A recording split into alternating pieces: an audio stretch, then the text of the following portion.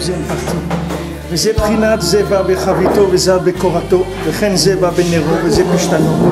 תפס התנא לדוגמה בדין נזיקין. Ça c'est page 107, la première colonne, deuxième partie. C'est-à-dire le Tana, il a pris comme exemple des opposés. Il a dit quelqu'un qui vient avec sa cruche, l'autre qui vient avec sa poutre, un qui vient avec sa bougie, l'autre avec son lin. Les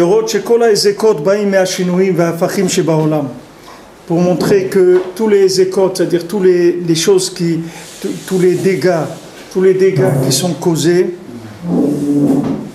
ils viennent des changements et des opposés qu'il y a dans le monde. Quand on ne fait pas attention de se comporter avec comme il le faut.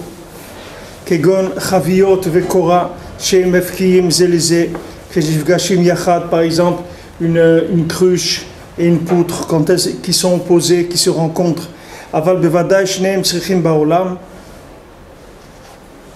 Et c'est sûr que les deux, on en a besoin dans le monde. Je crois qu'on a fait déjà ce passage. On va passer à la deuxième colonne.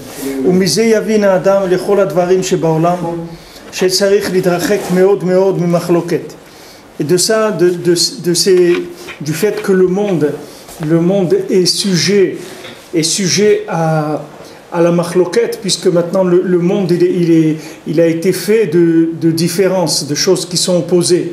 Donc c'est normal qu'il y ait une tendance à la machloket dans le monde. Pour ça qu'il faut s'en éloigner énormément. C'est d'une des choses les plus naturelles qui est sur terre. C'est la machloket. Puisque maintenant, toute la création, elle est basée sur des différences.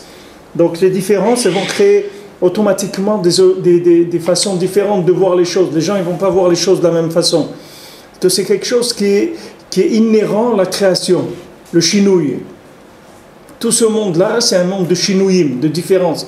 Les gens, ils sont différents. Un est grand, un est petit, un est blond, un est bleu, un est des traits avec les yeux bleus, un est noir, un est blanc. Tous ces chinouïm-là, c'est obligé que ça crée de la machloket. C'est quelque chose qui découle de ça. Les noirs et les blancs, il y a de la machloket. Pourquoi toi tu es noir? Pourquoi moi je suis blanc? Et pourquoi c'est comme ça? Et ceux-là, ils sont moins bien, et les autres, ils sont mieux. Et les noirs, ils travaillent mieux, et les blancs, ils travaillent moins bien, et les noirs, ils sont plus sportifs, et n'importe quoi. Tout ce qui peut se trouver dans le monde, comme si bas, de faire des histoires, du fait que maintenant, il y a des chinouïm.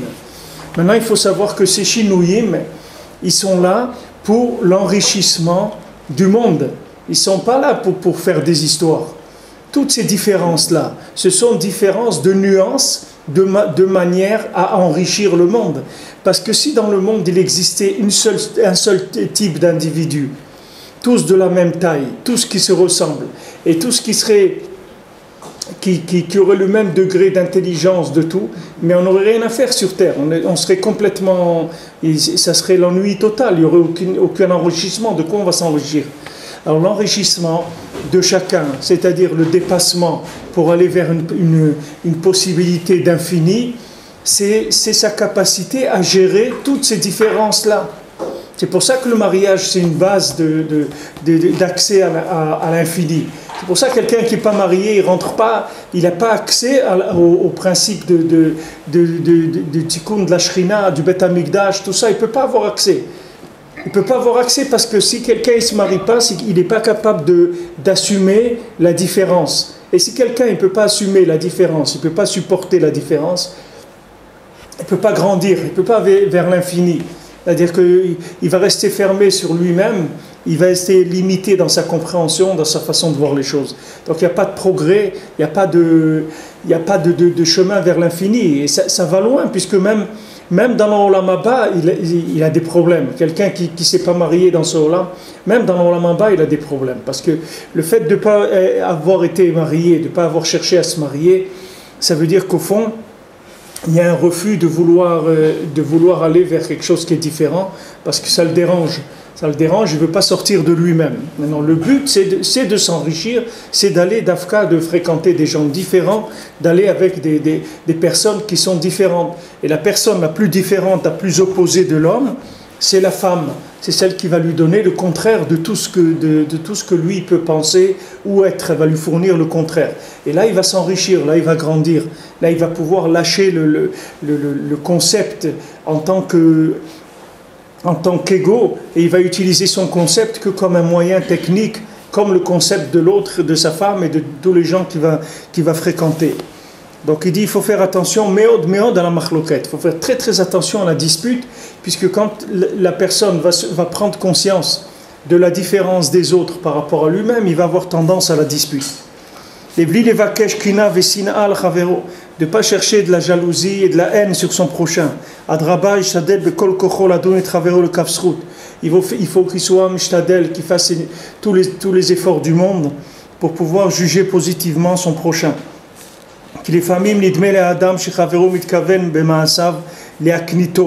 Parce que des fois, l'homme a l'impression que son prochain, dans ses actions, il a l'intention de l'embêter, de le provoquer.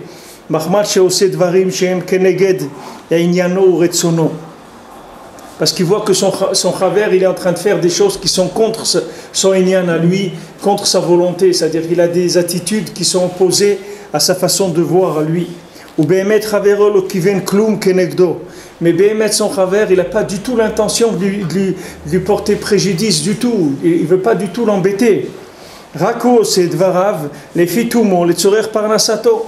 Là, l'autre, par exemple, il fait des choses selon pour sa parnassa à lui. Il fait ce qu'il a besoin pour sa parnassa, c'est tout. Il n'a pas cherché à voir dans ce qu'il fait, à faire du mal à qui que ce soit. Ou Mishu Kabdan Venoach Likos, maintenant, quelqu'un qui est Kabdan, quelqu'un qui est pointilleux, qui est rigoureux et qui s'emporte facilement, tout de suite il commence à développer, à avoir de la haine dans son cœur contre son prochain. Parce que maintenant, d'après ce que lui comprend, l'autre il est contre lui. Et comme maintenant le visage de quelqu'un par rapport à l'autre, c'est comme un miroir. Donc maintenant l'autre, qu'est-ce qu'il va, il va voir que son visage a changé, alors lui aussi il va changer. Comme il a dit Yaakov à Lavan, il lui a dit, je vois que ton visage il est plus comme non, Yaakov il a parlé avec Léa et Rachel, il a dit, je vois que votre père il me regarde plus de la même manière qu'il me regardait avant, et il me fait une drôle de tête. Donc maintenant le moment est venu, on va partir, on va s'en aller de cet endroit là. Alors il dit pourquoi il envoie, parce qu'il a dit voilà, lui il s'est fait toute cette richesse, les enfants de Lavan ont dit ouais mais toute ta richesse tu l'as fait avec l'argent de notre père, etc. Et il dit mais moi j'ai travaillé, moi j'ai rien pris à ton père, moi j'ai travaillé, moi c'est lui qui m'a embauché. Après il est venu Lavan, il lui a dit tu sais, tes femmes c'est mes filles, ton troupeau il est à moi, tes enfants ils sont tout est à moi. Il dit mais qu'est-ce que ça veut dire tout est à moi? Moi j'ai travaillé, tu m'as embauché, c'est toi qui m'as dit viens travailler, je te donne ma fille, tu m'as roulé, tu m'as donné Léa. Après tu m'as dit tu veux Rachel, pas de problème, travaille encore 7 ans, j'ai travaillé 14 ans. Après tu m'as dit non ne pars pas, travaille pour mon troupeau, je vois que tu as la bracha, etc. J'ai travaillé encore 6 ans et j'ai pris mon salaire. Qu'est-ce que je t'ai pris? Je t'ai rien pris du tout moi. Alors des fois les gens comme ça, quelqu'un il était employé et maintenant il a gagné un peu d'argent, il s'est monté à son compte, il a fait quelque chose et maintenant lui il n'est pas content que l'autre il réussisse. Mais pourquoi? Hachem il en a pour tout le monde, Hachem cette personne ne va rien t'enlever du tout. C'est pas parce que lui il a été matzliar que... il veut être matzliar, il veut faire son ignal, qu'il fasse son ignal, il n'y a pas de problème. Alors maintenant, quand l'autre il voit que celui-là il a changé de tête, et il dit plus bonjour de la même manière, tout ça, il voit qu'il y a un peu de gêne, alors lui aussi il dit ah bon, c'est comme ça, donc sûrement il doit avoir quelque chose contre moi, ça veut dire qu'il a des choses pas claires, etc. Alors lui aussi maintenant il commence à lui faire la tête. Jusqu'à comment il commence à se disputer, ou Behemet ou Bechinam, et Behemet c'est gratuit. D'où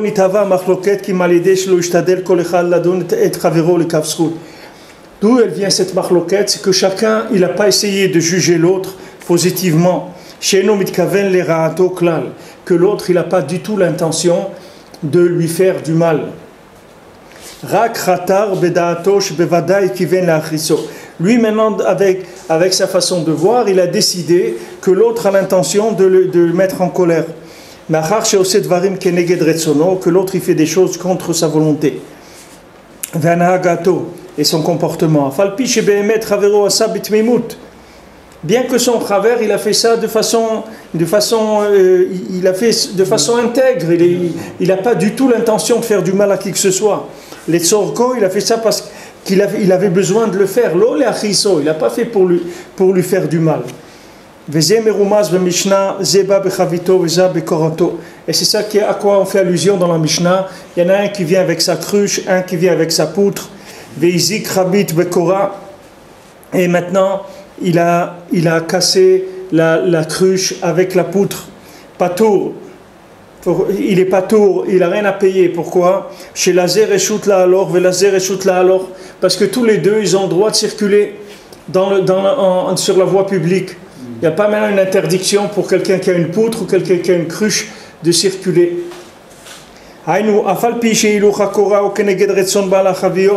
Bien que maintenant celui qui porte la Korah, celui qui vient avec la poutre, ça va en opposé au ratson de celui qui porte la cruche. Parce que celui qui porte la cruche, il n'a pas envie de se faire tamponner par une poutre. Donc ça n'intéresse pas lui que les gens se promènent avec des poutres.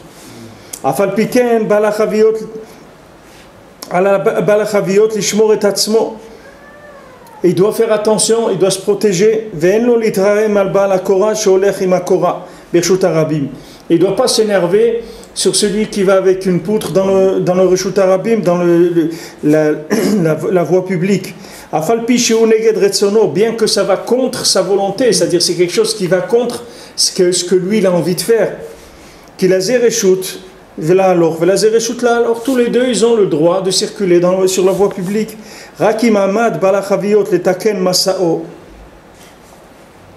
Maintenant, si celui qui porte les cruches, il s'est arrêté pour mettre en place sa charge, chez Asrayav Balakora, quand on va au Mishnah Shulchan, à ce moment-là, celui qui l'a tamponné avec la poutre, à ce moment-là, il est Chaya. Parce que l'autre, maintenant, il s'est arrêté.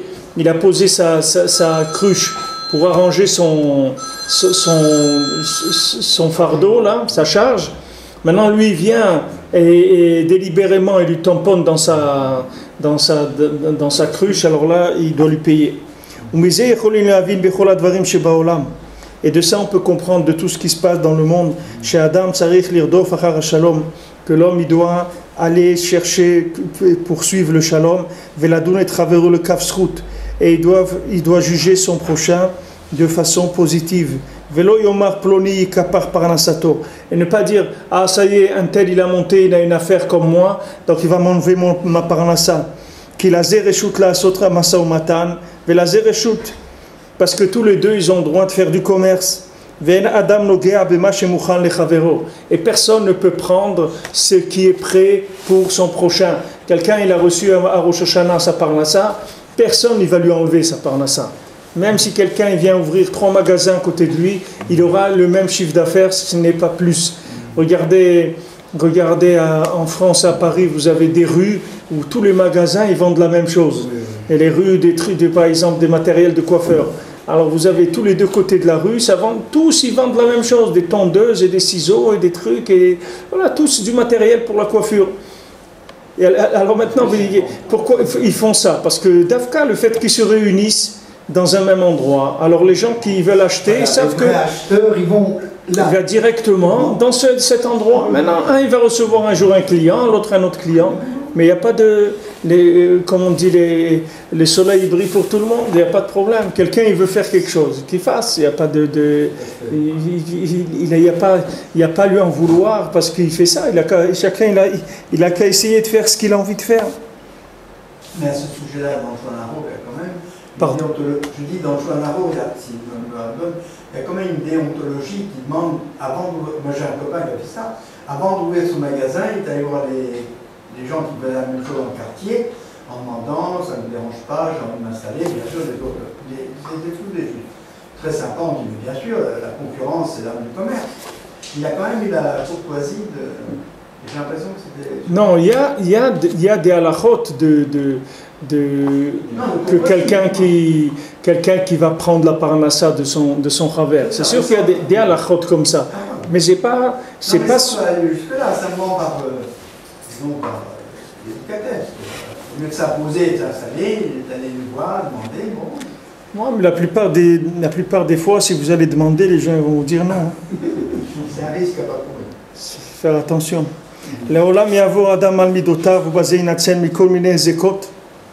Maintenant, un homme, il doit être ouvert sur ses midot, c'est-à-dire qu'il doit aller au-dessus de ses midot.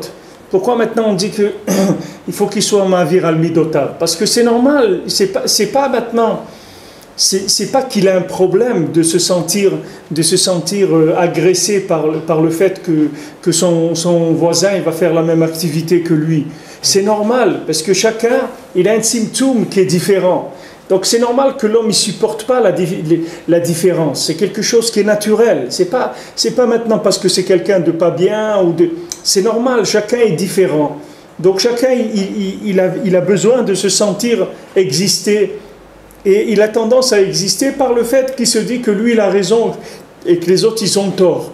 Pour ça qu'on dit de juger positivement l'autre. Parce qu'on a tendance, par le fait qu'il y a une différence, à rejeter la façon de voir de l'autre pour se protéger à nous-mêmes. C'est pas comme ça qu'il faut faire. Il faut dire l'autre aussi, il a raison dans sa façon, lui, de voir. Moi, j'ai ma façon de voir, lui, il a sa façon de voir, c'est tout. Maintenant, il ne faut pas que je sois marqué sur lui. C'est sa façon de voir, c'est comme ça qu'il voit les choses. Et pas aller précisément, c'est-à-dire d'être fermé, d'aller contre l'autre. Comment chez Chavero l'air kenegdo. Et dire voilà, maintenant lui il a fait ça, donc je sais que s'il a fait ça, c'est pour me faire des problèmes. Donc moi aussi je vais essayer de faire des problèmes. Je vais dire aux fournisseurs de ne pas travailler avec lui, puisque moi je connais bien les fournisseurs, etc. Je vais leur dire bon écoutez, si vous voulez que je continue à travailler avec lui, celui-là il ne faut pas que vous le livriez, ou les prix que vous me faites à moi c'est confidentiel.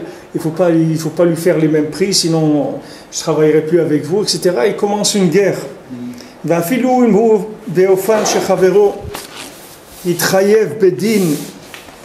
Et même si c'est quelque chose que s'il va devant le Beddin, alors son chaver il va être chayav, c'est-à-dire qu'il va être perdant. Tov yoter livroach midina vedaina veyamtin hu bimkomo veivater lechavero sheliach tchila kedei shelo yavo lidei riv vedin umachloket. Il vaut mieux que se sauver du din et des daina et se sauver du din et des dayanim et qu'il attende à sa place et que lui il n'en veuille pas à son chaver et que son chaver il a qu'à aller d'abord, c'est-à-dire s'il veut régler quelque chose au Beddin, qu'il a qu'à aller lui au Beddin, c'est-à-dire que il vaut mieux que si quelqu'un il doit aller au Beddin, qu'il soit quelqu'un qui était convoqué par l'autre, pas que lui déclenche ça, parce que déjà quand quelqu'un il est convoqué au Beddin, alors il est déjà dans une position où il est protégé déjà par Hachem, parce que c'est pas lui qui a attaqué. Lui, il a dit, bon, qu'est-ce que je peux faire? C'est vrai qu'il m'a fait du mal, c'est vrai qu'il m'a pris de l'argent dans le travail, il m'a fait quelque chose, mais qu'est-ce que je peux faire? Moi, je ne vais pas faire créer de la dispute. Moi, je ne veux pas être quelqu'un qui a l'initiative de créer des disputes. Donc maintenant, moi, je ne fais rien. Alors, si l'autre, maintenant, il va m'attaquer, ça c'est autre chose. Kitov lisbol ezeminiat revar o eze efsed milavo lidi machloket shiafsidu arbe yoter bekefle kiflaim. Il dit, il vaut mieux supporter un manque à gagner ou même perdre plutôt que d'arriver à une dispute, que cette dispute, ça va leur faire perdre beaucoup, beaucoup plus que ce qu'ils ont perdu comme argent. Quand ils vont aller au Beddin, ils vont se disputer, ils vont faire des guerres entre eux, et entre les familles, entre les amis, etc. La conséquence de ça, c'est qu'ils vont perdre beaucoup plus que l'argent qu'ils essayent de récupérer. Mais kolshken ve kolshken machloket v'sinat chinam bishvil kavod v'nitzachon be'alma. Et à plus forte raison, quand quelqu'un se fait des disputes et de la haine gratuite pour des honneurs ou bien vouloir avoir raison. Shoved mea parnasot bechinam. Il perd 100 parnasot, 100 parnasot gratuitement. C'est-à-dire ça détruit énormément les histoires entre les gens. Ça empêche beaucoup des parnasot. Ki en haolam mitkayem ela la shalom kmo shamu tenuzal. Parce que le monde, il ne se maintient que grâce au shalom, comme ils ont dit nos chachamim.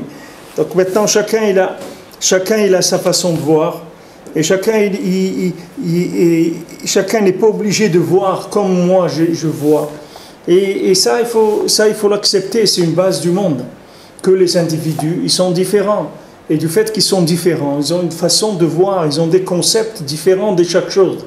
Donc maintenant, quand on va être en travail avec quelqu'un, c'est obligé qu'à un moment on arrive à des concepts qui sont différents.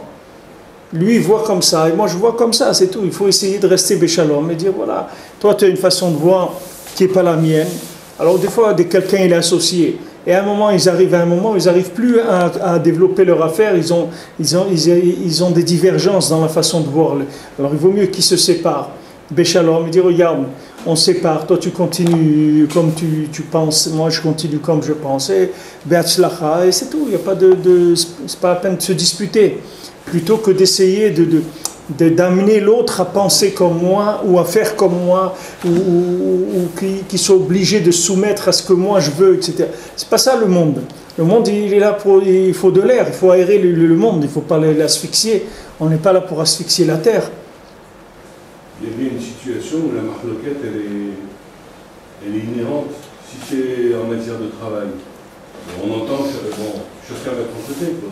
On reste en shalom, mais il est des cas de figure où la marloquette, elle est latente, elle est présente. Si par exemple, ça se passe dans une synagogue ou dans une salle d'études, ou dans un quartier où les gens, ils ont...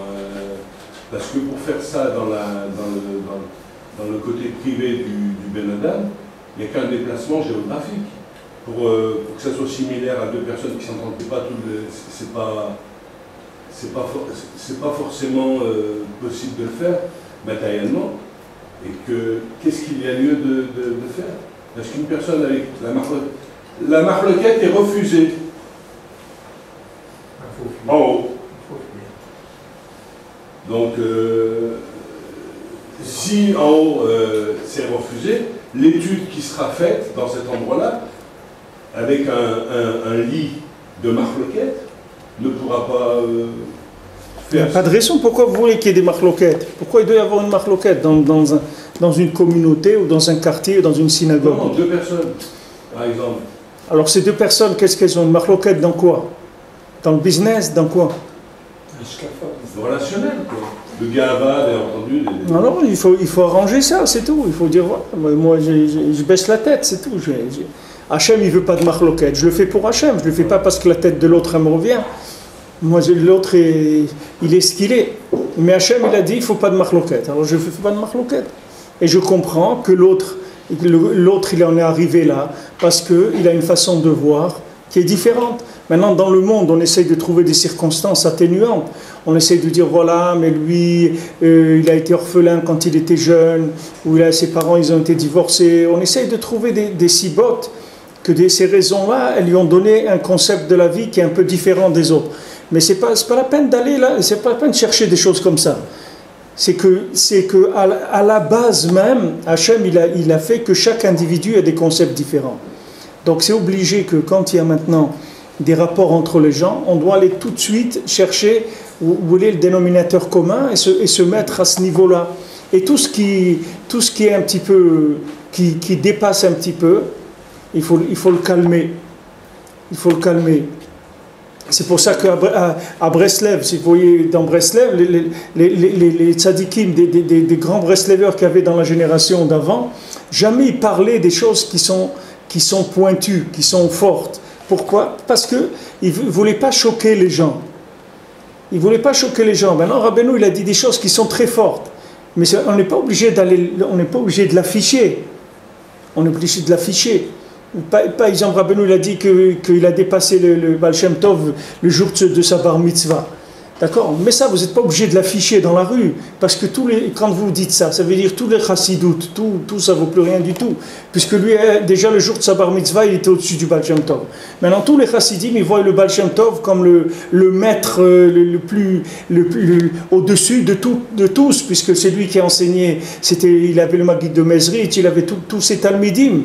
Du Baal Shem Tov, il avait 60 talmidim qui étaient tous des tzadikim, niflaïm, etc. Maintenant, Rabbeinu, il vient et dit, à l'âge de 13 ans, moi j'ai dépassé le Baal Shem Tov.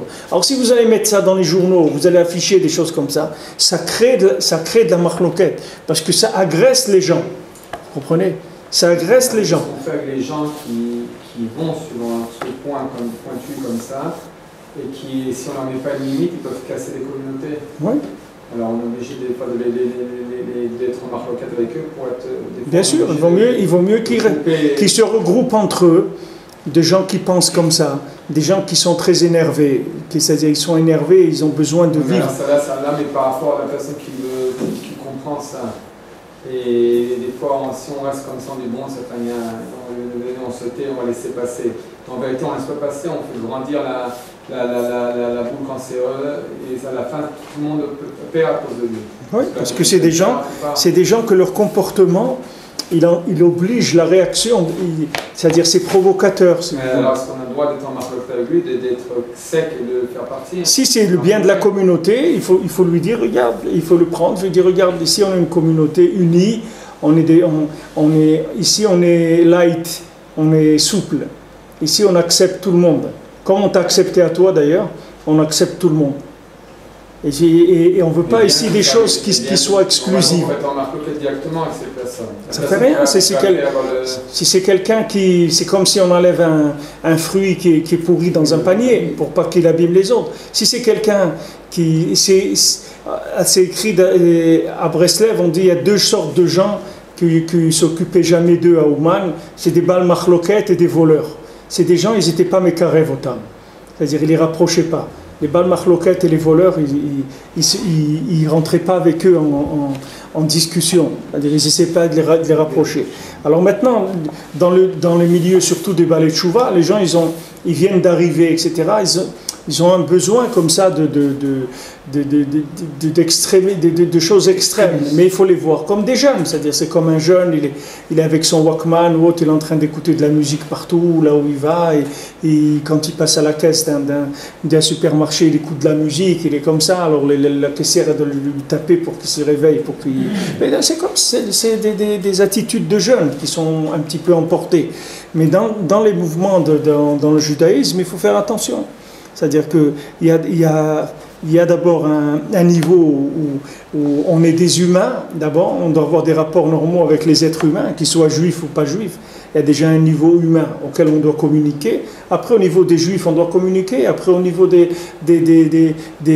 le judaïsme, dans toutes les branches du judaïsme. Après, dans Breslev même, il y a des différentes écoles. Mais il faut communiquer, il faut mettre tout à un niveau où on peut se parler. Il ne faut pas aller monter dans des niveaux, après on ne peut plus se parler. Parce qu'une fois qu'on est monté trop haut dans des concepts, On dit non, non, moi c'est que mon Rav qui a raison, tous les autres ils savent rien du tout. Non, il ne faut pas dire ça, parce que même si c'est vrai que pour toi ils savent rien, c'est-à-dire même si tu t'es arrivé à un niveau où ce Rav-là, à toi, il ne peut pas t'apporter. Mais tu vois bien que ce Rav-là, il a des élèves. Donc tu vois bien qu'il y a des gens qui ont besoin de lui. Même si toi tu n'achètes pas chez lui, comme si tu as une épicerie, tu ne vas pas acheter là-bas. Mais tu vois bien qu'il a des clients, cet épicier, il marche. Donc ça veut dire qu'il y a des gens qui vont acheter chez lui. Donc ce qu'il fait, on en a besoin. Même si toi tu ne te sers pas chez lui. Mais il y a d'autres qui se servent chez lui. Donc il faut trouver un terrain d'entente pour pas de faire des exclusions, de l'exclusivité, qu'après ça crée des exclusions des gens.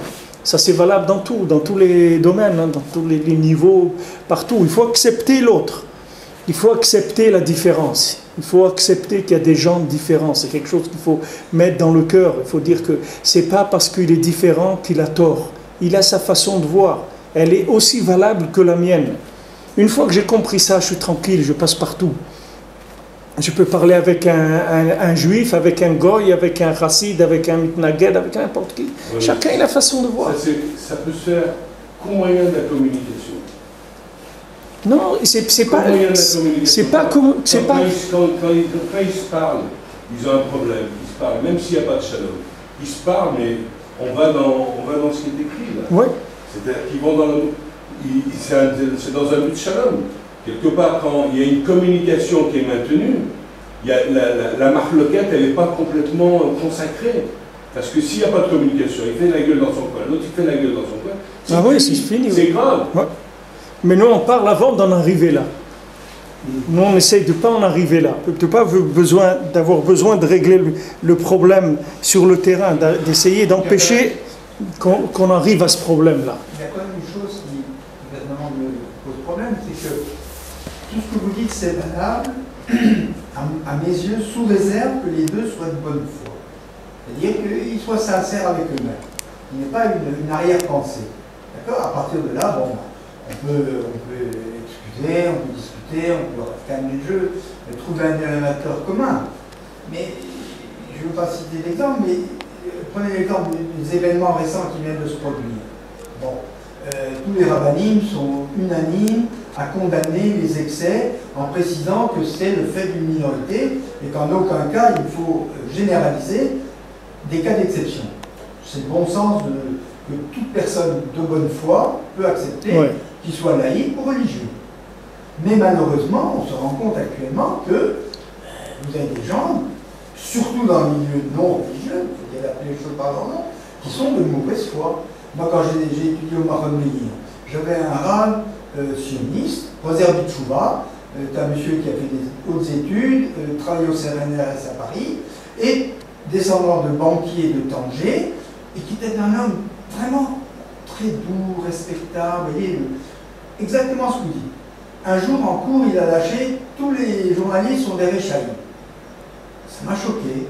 J'ai laissé passer quelques jours, bon, on se tutoyait, on était du même âge. Je dis, écoute, Jacob, ça m'a choqué ce que tu as dit. Tous les journalistes sont des réchaïs. Alors, bien sûr, dans un centre de conciliation, il a dit, oui, pas tous. Mais ça m'est resté, quand je vois tous les journalistes, que ce soit en France où j'habitais, ou que ce soit encore plus maintenant en Israël, ce sont des faiseurs de troubles.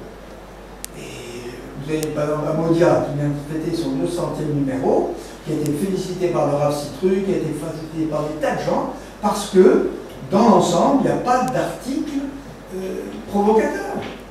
Et quand vous prenez presque tous les autres journaux, que ce soit en Israël ou dans le monde, il y a une base provocatrice. Mais ça aussi, ça se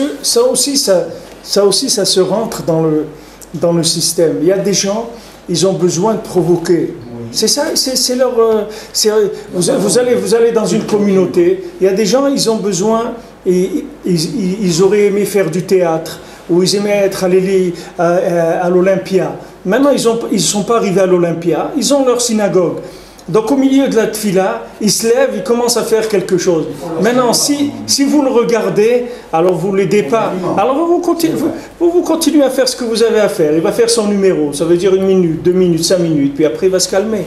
C'est tout ça aussi, vous comprenez, ça aussi, c'est pas obligé que les deux ils soient de mauvaise foi et de bonne foi. Même si vous êtes de bonne foi et l'autre il est de mauvaise foi, ça aussi ça s'inclut. La mauvaise foi aussi. Il fait du théâtre, il est de bonne foi. C'est sa façon de voir. Il a besoin. Mais là, il n'y a pas de problème. Il a besoin. Quand il n'a pas de public, Exactement, il en crée un. Voilà, il doit se créer un public. Non, c'est une façon de voir.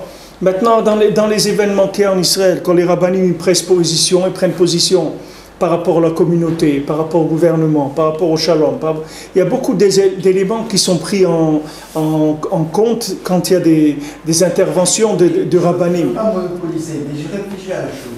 Je me rappelle étant très très jeune, j'étais passionné de dictionnaire. Bon. Et un jour, j'ai cherché antisémitisme. Parce que bon, en France et dans la région, moi je suis né à l'époque de la Shoah, ça me travaillait. J'ai regardé, la Larousse dit, on n'a trouvé aucune racine vraiment à l'antisémitisme. Quand j'ai appris la Torah, j'ai appris qu'il y avait Esav et Ishmaël. Bon, Esav, on sait pourquoi, Ishmaël, on sait pourquoi. Bon, c'est comme ça. Il faut se méfier, bon, c'est ça. Mais, en définitive, moi, ce que j'ai découvert, c'est que le fin mot de l'histoire, c'est que vous avez des gens qui acceptent l'existence, entre guillemets, bien entendu, d'Hachem. Les Juifs représentent aux yeux des goïms, le peuple élu, ça les dérange. Mais, à tous les niveaux des êtres humains, juifs et non juifs, c'est la soumission inconsciente à Hachem qui dérange. Comme ça, moi, je vois. Les laïcs en Israël, qu'est-ce qui les dérange? C'est qu'il y a une partie de la population qui fait référence à l'autorité d'Hachem. Comment elle le fait dans les faits, il y en a qui savent bien, d'autres moins bien, il y a ceci. Mais tout ça, c'est des niveaux, tout ça, c'est des niveaux de recherche. Chacun, il a le droit à sa recherche et à ses erreurs. Nous tous qui sommes là, on est des gens qu'on était tous paumés dans le monde, vous comprenez? Donc ça veut dire que tous, à un moment, on s'est trompé. On était à côté de nos pompes, comme on dit. Et Hachem, il a eu pitié de nous, nous a mis un petit peu sur les rails. Chacun, il est à son niveau sur les rails, mais il faut pas, ce qu'il voulait, nous, on doit récupérer les gens qui ont déraillé ou qui ne sont pas sur les rails. Quand vous voyez des gens qui sont très agressifs par rapport au monde religieux, etc., il ne faut surtout pas réagir de la même façon, parce que ça veut dire, sinon vous êtes aussi déraillé que lui, vous comprenez? C'est-à-dire qu'il ne faut pas réagir, il faut comprendre que lui, comme il est, il est pris dans un concept. Ce concept-là, il va mûrir, il va faire son chemin, il va se passer des choses dans sa vie, et puis un jour, il va venir, il va dire, je m'excuse, je me suis trompé, c'est tout. Comme je vous avais dit, cette dame-là qui jugeait les gens à Haïfa, qui jugeait les gens qui recevaient des missiles à Tzfat et après, quand les missiles ils sont passés sur Haïfa, elle a demandé, elle a écrit une lettre, elle a dit Mechila, je m'excuse d'avoir pensé du mal de ces gens-là, etc. Parce que maintenant ça m'arrive à moi et je vois que c'est terrible de vivre cette chose-là. Alors chacun il a son moment dans la vie, ne croyez pas. C'est Hachem, il met tout le monde en place. Maintenant, tant que la personne elle est dans la recherche, la chose qui peut aider le plus, qui que ce soit dans le monde, c'est le Ahava et le Shalom. Alors maintenant, même si je vais perdre de l'argent,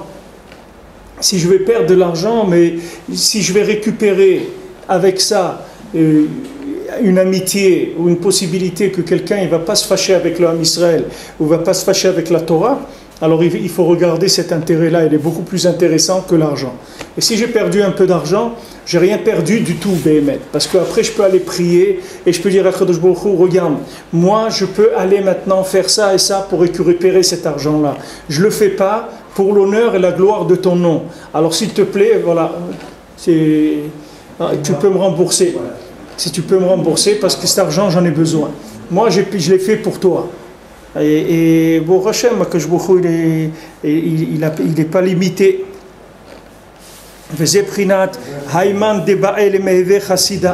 Maintenant, quelqu'un qui veut être un chassid, les kayem il est des avot. il doit faire Pirkei Avot. Quelqu'un qui veut être un chassid, il faut qu'il étudie et qu'il pratique le Pirkei Avot. Vamrale mile de nezikin. Il y en a qui disent non, pas Pirkei Avot, mais les nezikin, c'est-à-dire de faire attention aux dégâts qu'on peut faire à son prochain. Vamrale mile de brachot. Et il y en a qui disent non, qu'il apprenne les halachot de brachot. Donc il y en a qui disent d'apprendre le Pirkei Avot, de faire Pirkei Avot. Il y en a qui disent de connaître les halachot des dégâts entre les individus. Et il y en a qui disent d'apprendre les brachot, de savoir bien les halachot des bénédictions qu'on fait sur chaque chose. Chassida zeprinat Avram isha chesed, shalidei chesed radaf achar arba malachim. Qu'est-ce que c'est Chassida? Chassida, c'est Avram Avinu, que c'était un homme de bonté, que grâce à sa générosité et sa bonté, il a poursuivi les 4 rois. Lui, son chesed, c'était de libérer les gens de l'influence de ces 4 royautés, de ces 4 exils. Lui, il a poursuivi ces rois pour ces concepts qui étaient en train de pourrir le monde. Il a séparé le monde de ces façons fausses de voir la vie.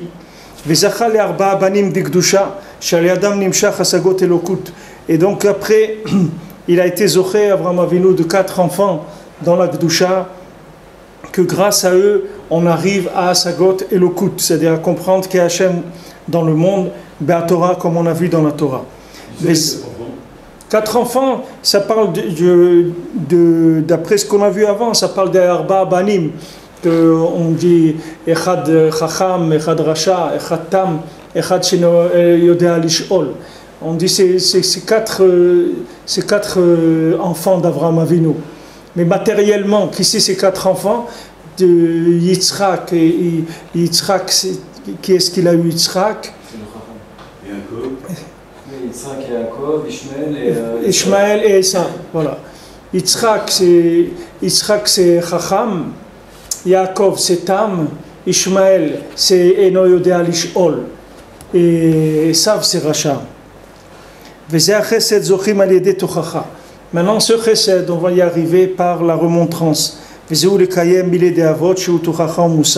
Donc maintenant, on dit voilà, il y a un Tana qui dit tu veux être un chassid, il faut que tu apprennes Pirkei Avot, tu fais Pirkei Avot. Pourquoi? Parce que Pirkei Avot, c'est tout des remontrances, ça remet les pendules à l'heure chez chacun.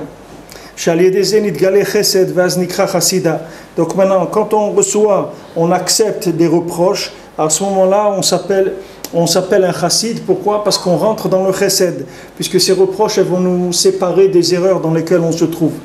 Parce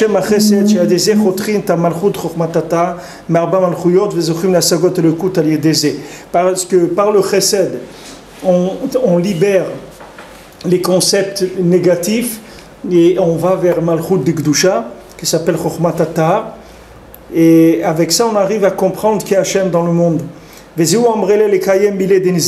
y en a qui disent non, ce qu'il faut, c'est faire attention à tout ce qui est rapport avec son prochain dans les yanim d'argent, de ne pas faire de dégâts à son prochain.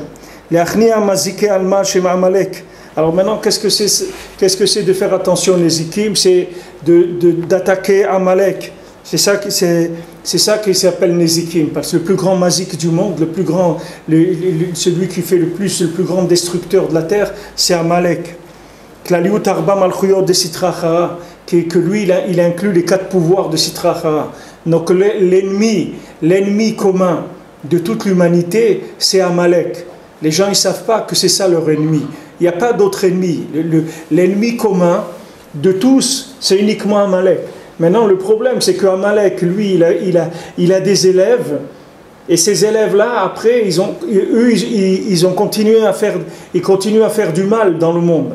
Ils ont des écoles qui sont des écoles de pensée qui sont tordues. Mais leur Rav, à tous, c'est Amalek, comme il a dit Esav. Yeshli Rav, il parle de Amalek. Il dit que moi, j'ai un Rav qui s'appelle Amalek. Ça veut dire que j'ai appris de lui comment créer des systèmes, des façons de voir qui empêchent de voir qu'il y a Hachem dans le monde. Alors, vous voyez pourquoi maintenant Amalek, il va créer des machloquettes. Pourquoi il va créer des machloquettes? Parce que, comme ils disent les goïms, est divisé pour régner.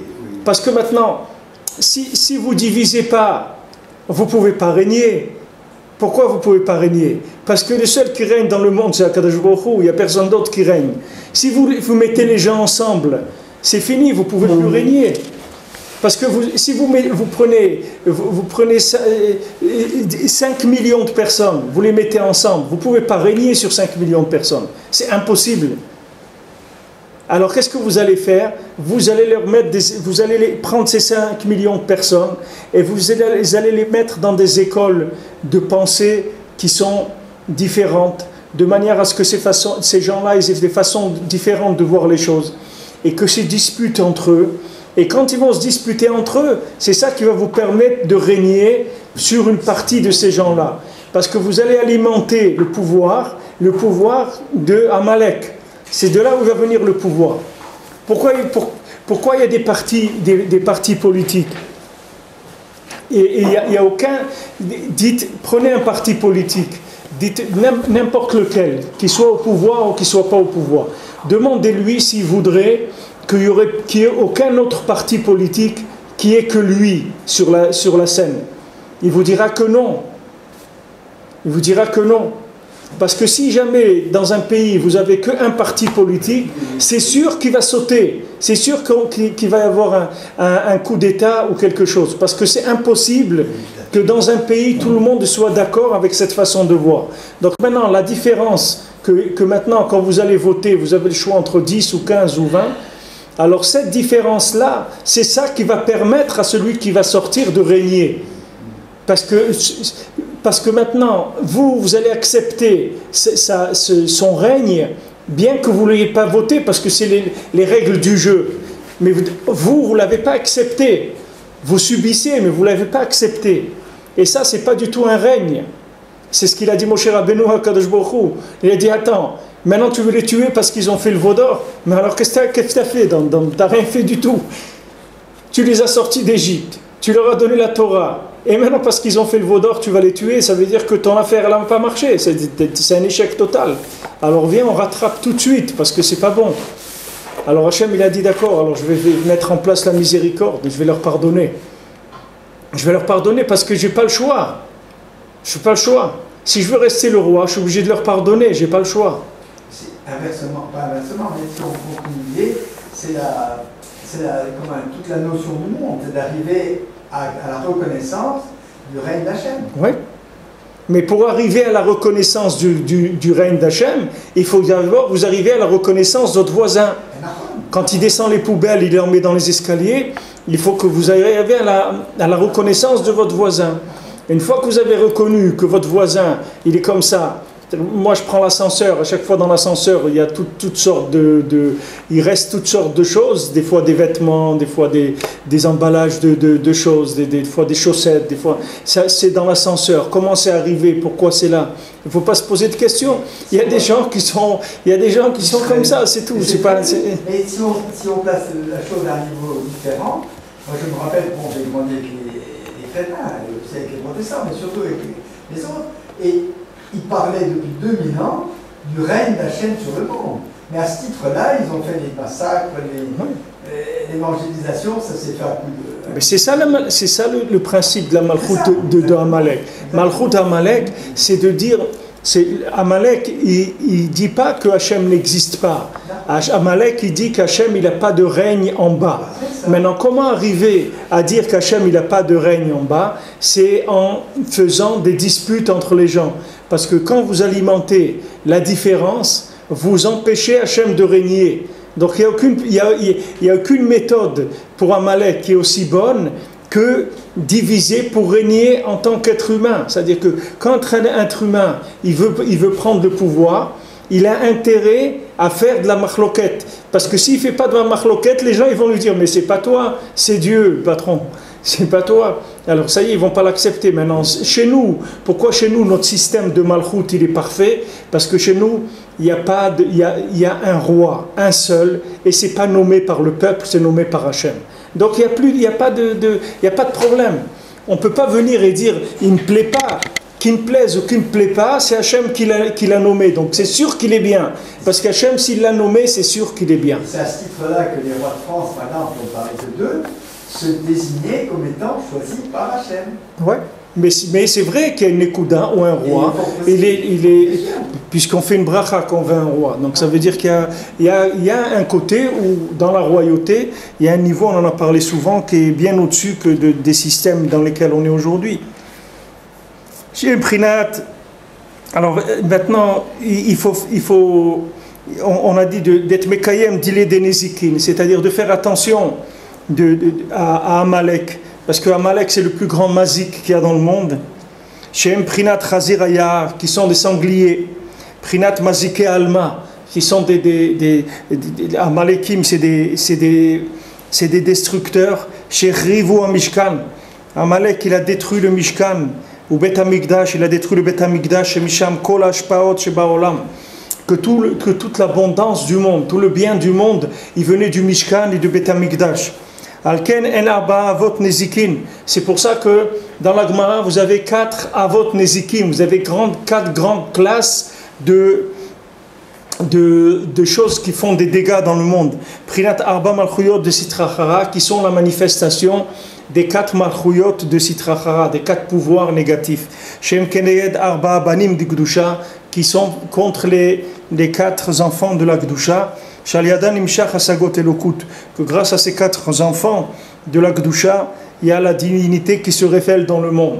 Donc maintenant, ces 4 pouvoirs qu'il y a ces quatre élèves de Amalek, qui sont les 4 galouyot dans lesquels on est passé, eux, ils entraînaient dans le monde les 4 avot nezikim. Il y a 4 façons d'être mazik. Il y a le feu, il y a la dent, il y a 4... La Gemara, la Mishnah, elle amène 4 façons d'être mazik. Il y a des choses qui se déplacent, il y a des choses qui ne se déplacent pas. Par exemple, un puits quelqu'un il fait un trou dans la rue. Alors c'est quelque chose qui est passif, mais qui détruit, mais en étant passif. Maintenant, il y a par exemple la vache qui va détruire, mais qui va détruire pour se nourrir, par exemple. Elle va aller manger les salades qui se trouvent chez le voisin. Et il y a le feu. Il y a le feu qui va se déplacer, qui détruit, mais gratuitement, pas avec un profit. Voilà, toutes ces 4 façons de détruire, elles viennent des 4 avot, elles viennent des 4 malchuyot de Sitrachara, c'est-à-dire des 4 façons de vouloir se prendre le pouvoir. Que normalement, Behemet, nous on est là pour révéler le nom d'Hachem qui est avec les 4 lettres, Yud-Ke Vav-Ke, qui se manifeste dans les 4 éléments du monde, l'eau, la terre, le feu et l'air. Et maintenant, ces éléments-là, ils sont attaqués par Amalek pour essayer de les dévier dans la façon de les concevoir et de les utiliser. Alors Amalek, lui qu'est-ce qu'il fait? Des écoles de pensée à produire à la fin. Ce qu'il veut obtenir de ses élèves, Amalek, c'est qu'il veut obtenir des gens qui sont incapables de concevoir qu'il y a Dieu dans le monde. C'est ça qu'il veut obtenir. Il veut arriver à détourner tellement l'esprit de l'individu que quelqu'un il peut vivre, il peut faire des choses et faire et profiter et gagner de l'argent et manger, et faire de la musique et s'habiller, et faire beaucoup de choses, mais il ne le laissera pas faire une seule chose, c'est prendre le temps de concevoir qu'il y a Dieu dans le monde. Arriver à avoir une conception d'Hachem. Parce que pour concevoir qu'il y a Hachem, il faut déjà que je puisse accepter qu'il y a d'autres façons de voir et que je sois béchalom avec ces autres façons de voir. Et là, ça va m'élargir l'esprit et le cœur et je pourrais aller vers l'infini, je pourrais commencer à m'approcher vers quelque chose de plus grand que ma façon de voir en moi. Valken המסכת הקדושה הזאת שמדברת מתוכחה ומוסר נקראת אבות. C'est pour ça que cette masechet sainte, regardez comment il parle à Binatan du Pirkei Avot. Il dit que c'est une masechet qui est sainte, le Pirkei Avot. C'est un moussar du Har Sinaï, c'est quelque chose de saint. Elle s'appelle Avot. Mahmad shel yedei atochacha ou moussar zochin asagot elukut shemishach al yedei tzimtzumim. Pourquoi elle s'appelle Avot, la masechet Avot? Parce que grâce aux remontrances, à la morale qui est ramenée dans ce Masechet Avot, on arrive à réaliser qu'il y a Dieu dans le monde par ces contractions de la Elokut. Vekol elu hatzimtzumim v'asichliim em prinat avot ubanim. c'est toutes ces tzimtzumim et ces sikhlim, c'est-à-dire toutes ces contractions de l'infini, tous ces concepts qui amènent à concevoir l'infini, ça s'appelle avot ubanim, des parents et des enfants. Prinat sechel elyon ve sechel tarton. Av, c'est le sechel elyon, c'est l'esprit d'en haut, et ben, le fils, c'est l'esprit d'en bas. Shem prinat av ou ben kayadua, comme c'est écrit dans la Kabbalah, que c'est av et ben, père et fils. Alken tzrichim lamshich elu asagot bazeh haolam. C'est pour ça que ces compréhensions, il faut les amener dans ce monde. Mais av les ben, d'un père à son fils, mamash. C'est-à-dire vraiment que le père, il enseigne la Torah à son fils. Comme c'est écrit dans la Torah, qu'il y a une mitzvah d'enseigner la Torah à ses enfants, à son fils et à son petit-fils aussi.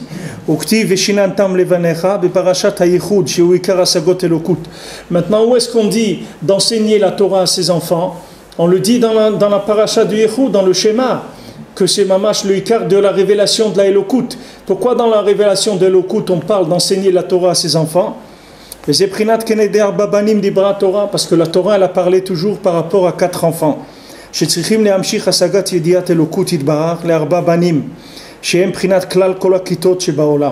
Maintenant c'est Arba Banim. Pourquoi il faut enseigner à ces 4 enfants?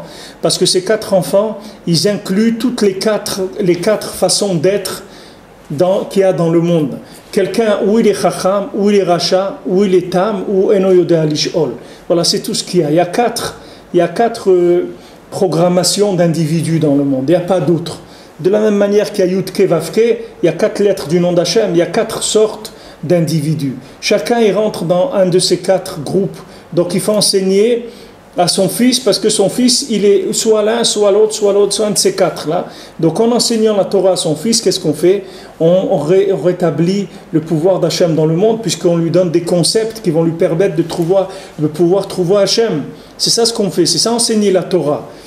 On ne lui enseigne pas quelque chose pour qu'il devienne quelqu'un d'érudit. Le but, ce n'est pas l'érudition. Le but, c'est de trouver Hachem sur le terrain. Ce n'est pas d'être un érudit. Un érudit, ça ne va pas nous servir à grand-chose si on ne sait pas l'utiliser. Donc ce qu'on a besoin, c'est que quand je marche dans la rue, quand je fais du commerce, quand je suis chez moi à la maison, que je sois attaché à Kadosh Baruch Hu, c'est ça que j'ai besoin. Et ça, c'est comme ça qu'on m'apprend la Torah. M'apprendre la Torah, ça veut dire me donner des concepts qui me permettent de m'attacher à Hachem là où je me trouve.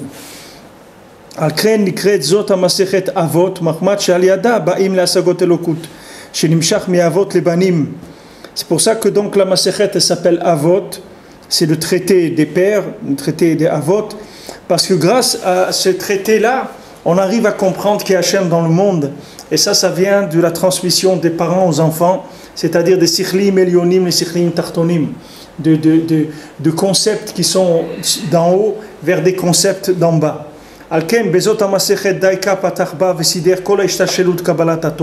C'est pour ça que dans ce traité-là de Mishnah, précisément, elle a commencé par toute la transmission, la chaîne de transmission de la Torah. Mimoshe le Yoshua, Meshua les Skenim, de Moshe à Yoshua, de Yoshua aux anciens.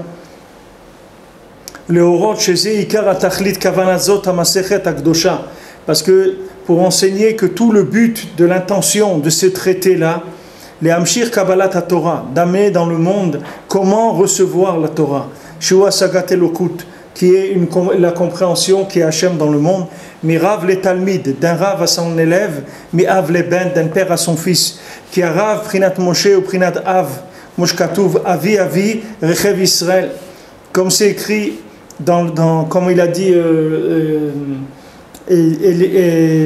Elisha, il a dit à Eliaou, il l'a appelé Avi Rechev Israël, il l'a appelé mon père, parce que le Rav c'est le père aussi dans la Chokhmah. Bon, ben, attention, continue.